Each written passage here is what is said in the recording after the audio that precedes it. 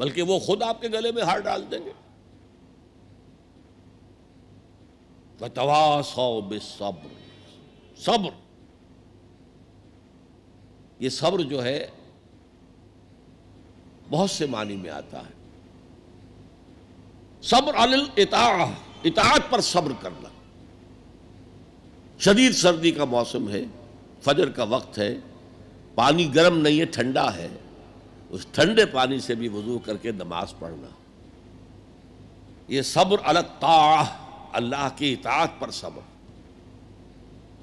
مئی جون کا مہینہ ہے، روزہ سخت ہے، لمبا ترین ہے، صبر کرنا. وَهُوَ شَهْرُ الصَّبْرِ، حضور نے فرمایا تھا جب شعبان کے آخری روز آپ نے خطبہ دیا تھا، یا ایھا الناس قد اظلکم شہر عظیم، اے لوگو تم پر ایک بہت عظمتوں والا مہینہ سایہ فگن ہو گیا ہے. اس مہینے کی ایک ڈیفینیشن کیا تھی؟ وَهُوَ شَهْرُ الصَّبْرِ، وہ صبر کا مہینہ. ایک ہے صبر عن المعصیہ، معصیت کے مقابلے میں اپنے آپ کو روکے رکھنا. ٹیمپٹیشن ہے. زلیخا نے کیا نہیں کیا تھا حضرت یوسف کے ساتھ؟ یہ روکنا، تھامنا. قرآن مجید میں بھی الفاظ بڑے عجیب آئے ہیں.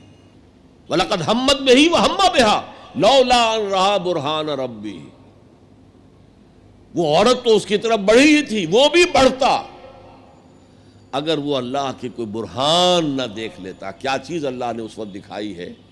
جوان آدمی ہے، جوان رانا ہے، ایک عورت بدی کی دعوت دے رہی. روکنا، تھامنا اپنے آپ. اور پھر جب معاملہ آگے بڑھا، رب السجن احب الی مما یدعوننی الیہ، اے اللہ مجھے جیل خانہ زیادہ پسند ہے اس کام سے جس کی طرف یہ عورتیں مجھے بلا رہی ہیں.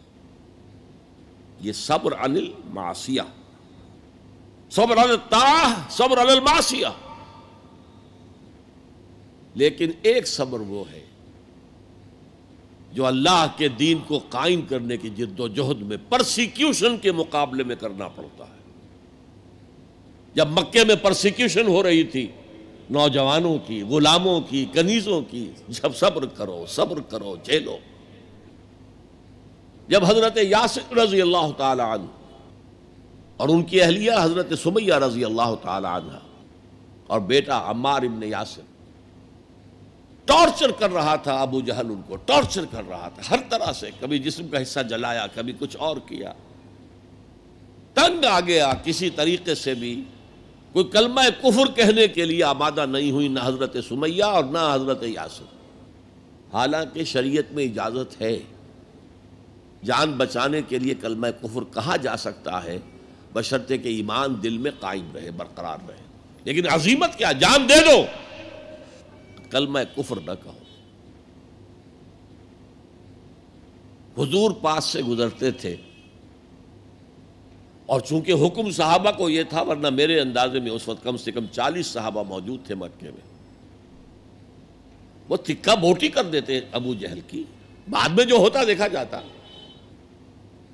کیا 70 صحابہ احد میں شہید نہیں ہو گئے؟ تو اس وقت اگر چند صحابہ شہید ہو جاتے تو کون سی بڑی بات. لیکن یہ ہے انقلاب محمدی صلی اللہ علیہ وسلم کے طریقہ کار، جس کی روح سے اس وقت صبر لازم تھا. اللہ اپنے رسول کو حکم دے رہا تھا، فاصبر کما صبر اولو العزم من الرسل. اے نبی، آپ کو یہ کوئی پاگل کہہ رہا ہے، کوئی مجنون کہہ رہا ہے، کوئی شاعر کہہ رہا ہے، کوئی ساحر کہہ رہا ہے، کوئی مسحور کہہ رہا ہے، کوئی جھوٹا کہہ رہا ہے، کوئی کہہ رہا ہے کہ انہوں نے ایک غلام اپنی کسی کوٹھڑی میں بند کر رکھا ہے جو عجمی ہے، جو تورات اور انجیل کا ماہر ہے، وہاں سے ڈکٹیشن لیتے ہیں اور ہم پر آ کر دھونس جماتے ہیں یہ اللہ کی وحی آئی. کیا کیا نہیں کہا جا رہا تھا. اور قرآن خود گواہی دیتا ہے، وَلَقَدْ نَعْلَمُ أَنَّكَ يَضِيقُ صَدْرُكَ بِمَا يَقُولُونَ. اے نبی، ہمیں خوب معلوم ہے کہ جو کچھ یہ آپ کے بارے میں کہہ رہے ہیں اس سے آپ کا سینہ بھیجتا ہے، صدمہ ہوتا ہے، غم ہوتا ہے. یہی تھے جو مجھے الصادق اور الامین کہتے تھے، یہی تو تھے میرے قدموں تلے اپنی نگاہیں بچھاتے تھے. آج یہ مجھے شاعر، ساحر، مسحور، مجنون کیا نہیں کہہ رہے. اللہ فرماتا ہے صبر کرو. وَاصْبِرْ عَلَىٰ مَا يَقُولُونَ وَاهْجُرْهُمْ هَجْرًا جَمِيلًا، صبر کرو جو کچھ کہہ رہے ہیں. وَاصْبِرْ كَمَا صَبَرَ أُولُو الْعَزْمِ مِنَ الرُّسُلِ، صبر کیجئے جیسے ہمارے دوسرے اولو العزم رسولوں نے صبر کیا. کیا حضرت نوح نے 950 برس تک صبر نہیں کیا؟ صبر کی. وَاصْبِرْ وَمَا صَبْرُكَ إِلَّا بِاللَّهِ، صبر کیجئے اور آپ کا صبر تو اللہ ہی کے سہارے قائم ہے. یہ حضور کو تلقین ہو رہی، مکے میں یہ تلقین حضور کو ہو رہی ہے، مدینے میں اور مکے میں حضور پھر صحابہ کو تلقین کر رہے ہیں. جب ٹارچر ہو رہا تھا حضرت سمیہ اور حضرت یاسر اور حضرت عمار پر، بات کہتے میں جھجک ہوتی ہے. بیٹے کو، جوان بیٹے کو، عمار کو ایک ستون سے باندھ دیا گیا، ان کے سامنے ان کی ماں کو برہنہ کیا. حضور پاس سے گزر رہے ہیں اور کیا کہہ رہے ہیں؟ اصبروا یا آل یاسر فإن موعدکم الجنہ. اے یاسر کے گھر والوں صبر کرو، تمہارے وعدے کی جگہ جنت ہے، جنت میں تمہارے استقبال کی تیاریاں ہو رہی ہیں، صبر کرو. اور انہوں نے صبر کیا. حضرت سمیہ کے سامنے ابو جہل نے ایک چھوٹا سا بت کو پیش کیا. ایک دفعہ کہہ دو کہ ہاں اس میں بھی کچھ ہے، اسے بھی کچھ اختیار ہے، میں چھوڑ دوں گا تجھے. انہوں نے تھوک دیا اس بت کے اوپر اور غصے میں آ کر اس نے برچھا جو ہے، برہنہ تو کیا ہوا تھا، ان کے شرمگاہ کے اندر مارا ہے جو پورے جسم سے آر پار ہو گیا. یہ تھا صبر. اصبروا اصبروا اصبروا. پھر مدنی دور میں آ کر ایک دوسرا صبر شروع ہو گیا. اب جنگوں کا دور آیا، ہتھیلی پر جان رکھو اور باہر آ جاؤ. وَلَا تَقُولُوا لِمَنْ يُقْتَلُ فِي سَبِيلِ اللَّهِ أَمْوَاتٌ بَلْ أَحْيَاءٌ وَلَٰكِن لَا تَشْعُرُونَ يَا أَيُّهَا الَّذِينَ آمَنُوا اسْتَعِينُوا بِالصَّبْرِ وَالصَّلَاةِ، اے اہل ایمان مدد حاصل کرو صبر سے اور نماز سے. إِنَّ اللَّهَ مَعَ الصَّابِرِينَ، یقیناً اللہ صابروں کے ساتھ ہے، صبر کرنے والوں کے ساتھ ہے. وَلَا تَقُولُوا لِمَنْ يُقْتَلُ فِي سَبِيلِ اللَّهِ أَمْوَاتٌ، کبھی نہ کہنا اس کو جو اللہ کی راہ میں قتل ہو جائے کہ وہ مردہ ہے. بَلْ أَحْيَاءٌ وَلَٰكِن لَا تَشْعُرُونَ، وہ زندہ ہیں لیکن تمہیں اس کا شعور نہیں ہے.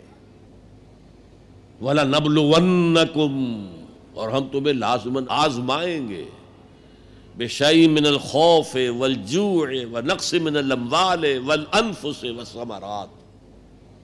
خوف سے آزمائیں گے، بھوک سے آزمائیں گے، فاقے آئیں گے اور جان اور مال اور ثمرات کا ضیاع ہوگا، نقصان ہوگا.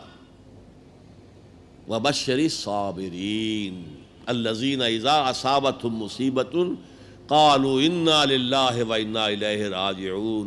اے نبی بشارت دے دیجئے صبر کرنے والوں کو. صبر کرنے والے کون؟ جب ان پر کوئی مصیبت آئے، کوئی تکلیف آئے، کوئی آزمائش آئے تو وہ کہیں ہم اللہ ہی کے ہیں، اللہ ہی کی طرف ہمیں لوٹ جانا ہے. یہ ہے وہ صبر کہ جو علی الابتلاء، امتحان پر صبر ہو رہا ہے. تو 3 صبر میں نے آپ کو بتائے. صبر علی الطاعہ، اطاعت پر صبر. صبر عن المعصیہ، معصیت سے روکنا. صبر کے معنی اپنے آپ کو تھامنا، روکنا. اسی کے معنی میں لفظ استقاموا جو میں نے آپ کو بتایا تھا. ان الذین قالوا ربنا اللہ ثم استقاموا، جمے رہے. جان جا سکتی ہے لیکن اس کلمہ ایمان سے ہم پیچھے نہیں ہٹ سکتے. اور پھر جو بھی آزمائشیں آئیں برداشت کرو، جھیلو، اور آپس میں ایک دوسرے کو صبر کی وصیت اور نصیحت کرتے رہو. ہو سکتا ہے کسی کی ہمت جواب دے رہی ہو، اس کا حوصلہ بڑھاؤ، اس کے سامنے مثال پیش کرو خود صبر کر کے. خربوزے کو دیکھ کر خربوزہ رنگ پکڑتا ہے. جماعت زندگی کی یہ برکات ہوتی ہے. کونوا مع الصادقین، صادق لوگوں کے ساتھ رہو، جڑے رہو، تاکہ تمہارے اندر اگر کبھی کوئی کمزوری کا پہلو آئے تو اللہ تعالیٰ اس جماعتی زندگی کی برکت کے طفیل سے تمہیں اثر نو کمر ہمت کسنے کی توفیق عطا فرمائے. یہ ہے اس سورہ مبارکہ کا ذرا گہرائی میں اتر کے تجزیہ۔ اب یہ نوٹ کر لیجئے کہ یہ چار چیزیں چار پلرز کے مانند ہیں: ایمان، عمل صالح، تواصی بالحق، تواصی بالصبر۔ ان میں متوازن انداز میں ترقی ہونی چاہیے۔ میں نے مثال دے دی، ایک شخص انتہائی نیک، انتہائی نیک، انتہائی نیک، لم یعصک طرفۃ عین، اے اللہ اس شخص نے تو پلک جھپکنے جتنی دیر بھی معصیت میں بسر نہیں کی، لیکن تواصی بالحق اور تواصی بالصبر نہیں ہے تو وہ سارا عمل زیرو۔ اقلبها علیہ وعلیہم۔ ایمان بڑھانے کے لیے، ایمان بالغیب کو ایمان بالشہود بنانے کے لیے مراقبے ہو رہے ہیں، چلہ کشی ہو رہی ہے، یہ ہو رہا ہے، وہ ہو رہا ہے، لیکن میدان میں آنے کو تیار نہیں ہے۔ باطل خوشیاں منا رہا ہے، اور مست رکھو ذکر و فکر صبح گاہی میں انہیں، پختہ تر کر دو مزاج خانقاہی میں انہیں۔ انہوں نے ہمارے لیے کھلا میدان چھوڑ دیا ہے، لگے ہوئے خانقاہوں میں، نکل کر خانقاہوں سے ادا کر رسم شبیری کہ رسم خانقاہی ہے فقط اندوہ دل گیری۔ میدان میں آؤ۔ والعصر ان الانسان لفی خسر الا الذین آمنوا وعملوا الصالحات وتواصوا بالحق وتواصوا بالصبر۔ شاید آپ نے نوٹ کیا ہو، میں نے شروع کی جو دعائیں ہوتی تھیں ان میں آج یہ دعا ایڈ کی تھی: اللہم ربنا اجعلنا من عبادک الذین آمنوا وعملوا الصالحات وتواصوا بالحق وتواصوا بالصبر۔ پروردگار اپنے فضل و کرم سے ہمیں ان لوگوں کے زمرے میں شریک کر دے جو ایمان لائے جیسے کہ ایمان لانے کا حق تھا، جنہوں نے عمل صالح کما حقہ ادا کیا، جنہوں نے تواصی بالحق کا حق ادا کیا، اور جو پھر صبر میں پورا